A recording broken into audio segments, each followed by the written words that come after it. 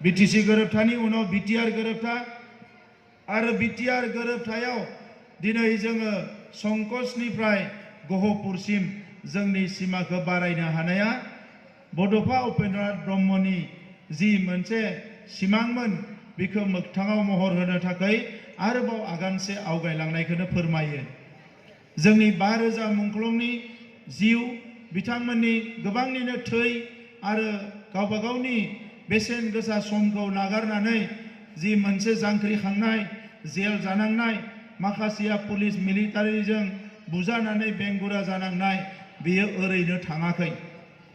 जोङो संकसनिफ्राय सदियासिम जोंनि सिमाखौ नारनो हायाब्लाबो माखासे थासारिनि थाखाय गहपुरसिम नाथाय जारिमिनारि जि मोनसे थार बिजिरनाय बेखौ मोननो थाखाय गहपुरसिम जोंनि सिमाखौ नारनो हाबाय।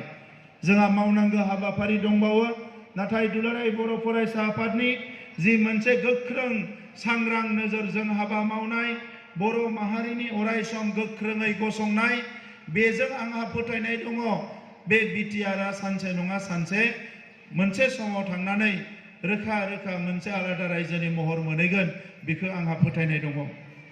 दा खोला सेरफाङाव दिनै जोङो बर' कसारी काउन्सिल मोननो हाबाय, जिनि मुंखौ बड'फाया जायखौ नीलाचल होनदोंमोन दिनै बर' कसारी काउन्सिल मोननो हाबाय।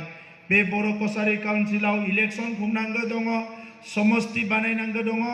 राभा हासं ओनसोलाव एसे जेंना जानायलाय बियो एसे स्ल' जादों, नाथाय दायो बियो जेरैखि जाया गुसुं समनि गेजेरावनो बर' कसारी काउन्सिलनिबो इलेक्सना खुंजागोन आरो बेवहाय समस्तिफ्रा जानायनि उनाव नगावआव थानाय बर' फिसाफोर, मरिगाव, धेमाजि, लखिमपुर, बरपेटा, खोला सेरफाङाव थानाय गासैबो जोंनि बर' आइ आफा रायजो राजाया राजखान्थि फारसे आगानसे आवगायनानै बिथांमोना राजखान्थि अधिकारखौ मोनफुंनो हागोन।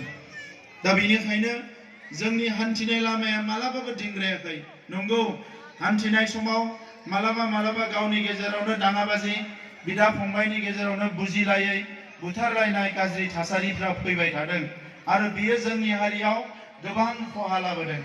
दा मानगोनां रायजोफोर, दिनै नोंथांमोना लुबैनाय बायदियै, नोंथांमोना हास्थायनाय बायदियै 2020 मायथाइयाव गोजोन गोरोबथा जानायनि उनाव मोनसे गोदान सरकार फैनो हाबाय। बे सरकाराव जोङो गोलाव सम माहारि आफादाव खामानि मावनाय माखासे सोद्रोमाफ्रा बे सरकाराव बिबान लानानै दङ।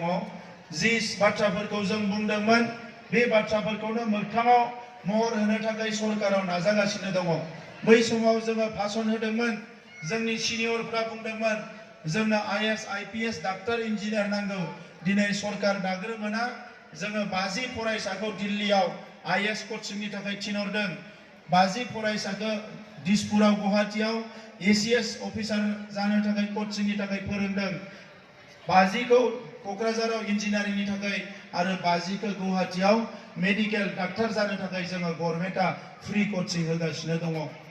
आरो गोजोनथाव बाथ्राया बेनो, देग्लाय बोसोराव गिबि खेबनि थाखाय जेराव आसामनि सिभिल सार्भिसनि रिजाल्ट होयोबा 6 जन, 7 जन, 8 जन, 10 जननि नुयोमोन, नाथाय गिबि खेबनि थाखाय जोंनि बर' फिसाफ्रा 133निख्रुइ बारा खेबसेयावनो ACSनि मेन्स आनजादखौ उथ्रिसार जानो हादों।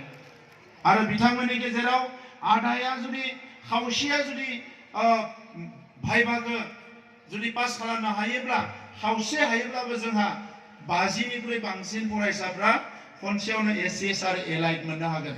आंहा फोथायनाय दङ बोसोरनै बोसोरथामसोनि उनाव IAS जि UPSC आनजादनि रिजाल्ट होगोन, बेवहायबो जोंनि बर' फिसाफ्रा 10-15 जना बोसोरसेयावनो पास खालामनाया बारा गिदिर बाथ्रा जानाय नङा। मानोना आं नुदों जोंनि फरायसाफोरनियावबो गोबां पटेन्सियेल केपासिटिया बिराद दङ जोंनि फरायसाफोरनियाव। थासारिया गाज्रिखायसो जोङो बेखौ नुनो मोनाखैमोन। दिनै थासारिया मोजां जानाय लोगो लोगोनो जोंनि फरायसाफ्रा जोबोद आवगायलांगासिनो दङ। बै समाव जोङो सावरायदोंमोन जे जोंनि हा हुनि मोनथायखौ मोननांगोन। बै समनि सरकारा 17 बोसोराव बिथांमोना 15,000सोल' मानसिनो हा होनो हादों, नाथाय जोङो 3 बोसोराव सरकारा 86,000 सुबुंनो न'खरनो हानि मोनथायखौ होबाय। आरो बेनि गेजेराव बांसिनानो जोंनि माहारिनि नैबे मागो दमासिनि सिगाङाव आरोबाव 10,000 जोंनि मानसिफोरनो दिनै कसुगाव क'क्राझारनि साहा फारसे जोङो 10,000 जोंनि न'खरफोरनो फरेस्ट राइट एक्ट होनो थांगासिनो दङ।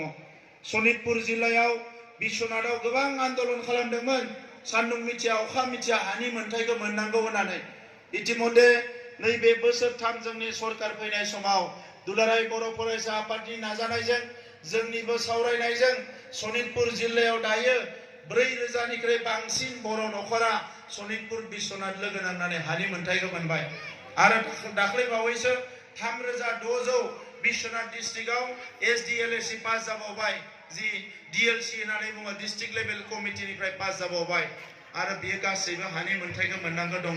दिनै आं नोंथांमोननि सिगाङाव रोखा बाथ्रा फंसे बुंनो सानो जे जोंनि सरकारनि समा जोबनायालागै 90% जोंनि मानसिफोरनि हानि जेंनाखौ फोजोबनाया जोंनि सरकारनि थांखि।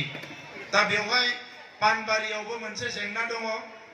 गोदो गोदाय जों मिथिनो मोनदों पाट्टा थाखानाय मेदि पाट्टा थाखानाय हाखौ गेजेराव थांनाय सरकारनि समाव बेखौ मानास हाग्रायाव सोनानै दोनदों।